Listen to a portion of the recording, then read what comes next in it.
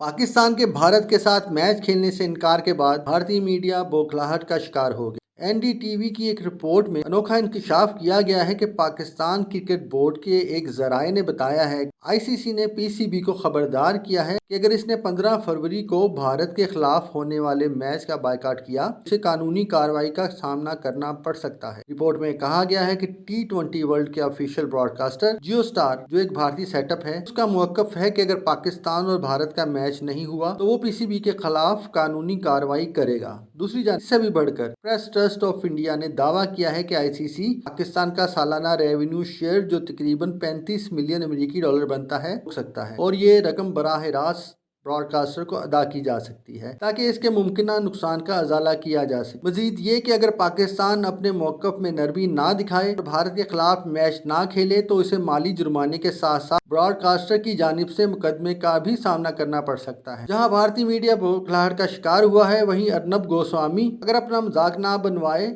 تو یہ ممکن نہیں۔ بھارتی اینکر ارنب گوسوامی نے حکومت سے مطالبہ کیا ہے کہ وہ پورے کے پورے ورلڈ کپ کا ہی بائیکاٹ کرے۔ یہ ایک انوکھی منطق ہے کہ میزبان ملک خود ہی ٹورنامنٹ سے دستبردار ہو جائے۔ ان کا کہنا ہے کہ بھارت کو پہلے ہی ورلڈ کپ ختم کرنے کا اعلان کر دینا چاہیے۔ اس وقت ورلڈ کپ کی وجہ سے ہمیں روزانہ شرمندگی کا سامنا کرنا پڑا۔ ورلڈ کپ ایک مذاق بن گیا ہے۔